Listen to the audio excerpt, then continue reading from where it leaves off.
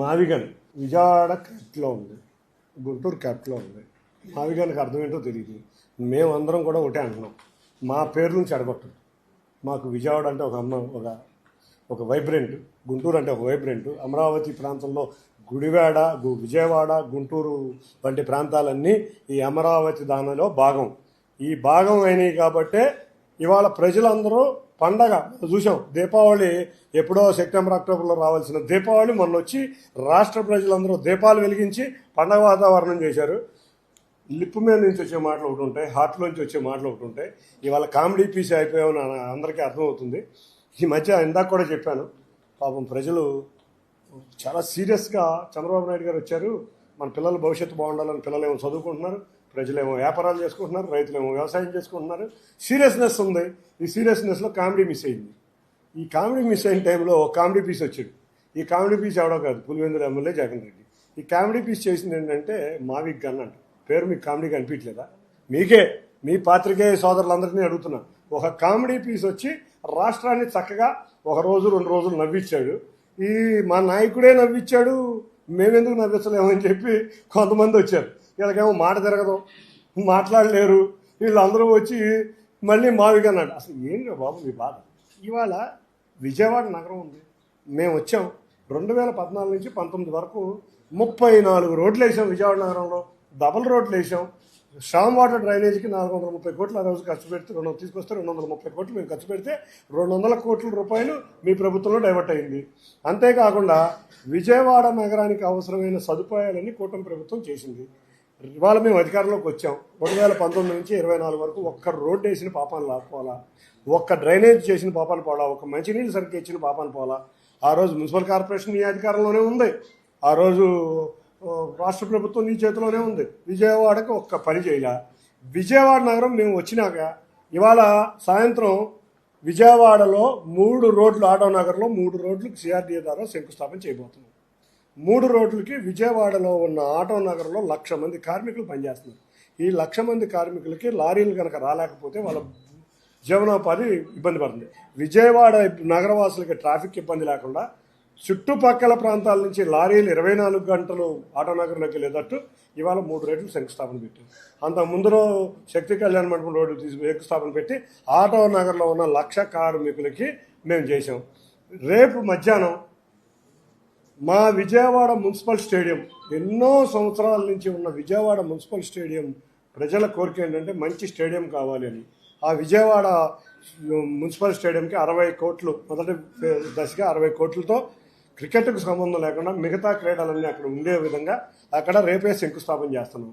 అన్నిటికన్నా ముఖ్యంగా మేము 8 ఆర్ఓబీలు అరిబీలు తెచ్చాం, ఫ్లైఓవర్లు తెచ్చాం. గొల్లపూడి నుంచి ఇబ్రహీంపట్నం నుంచి విజయవాడ వరకు ఫ్లైఓవర్ తెచ్చాం. మచిలీపట్నం పోర్టుని మేము త్వరగా పరిగెత్తించి 1.5 కాలంలో పోర్టు ఓపెన్ చేయబోతున్నాం.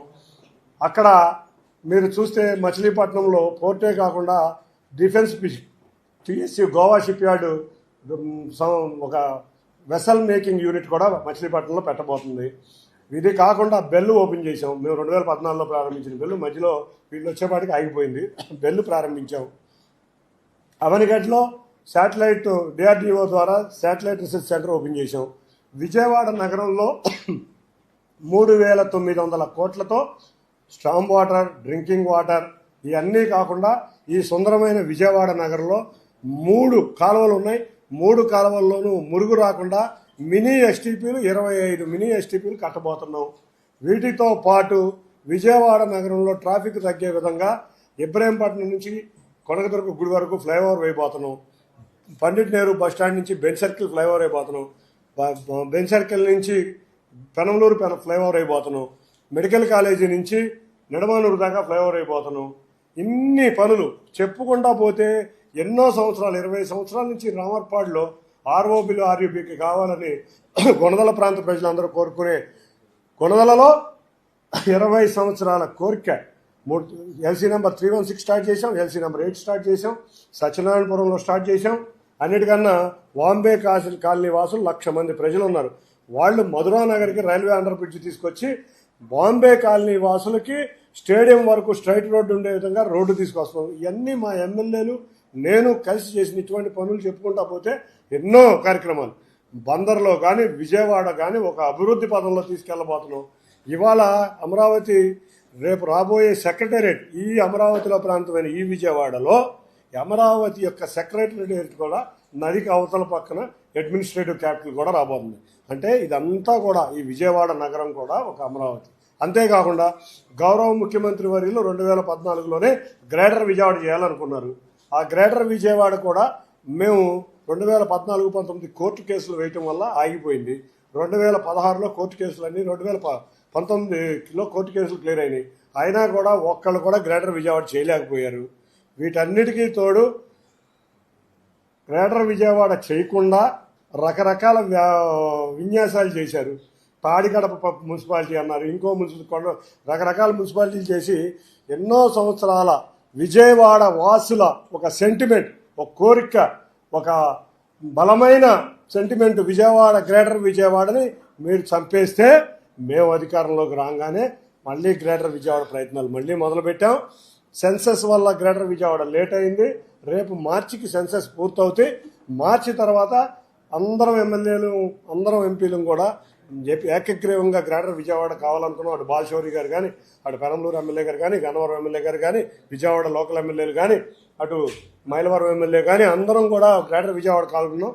కాబట్టి విజయవాడ నగర వాసుల కోరిక గ్రేటర్ విజయవాడ కూడా తీర్చిపోతున్నాం. విజయవాడకి ఒక వైబ్రేషన్, ఆఖరికి విజయవాడ ఉత్సవం కూడా చేశాం.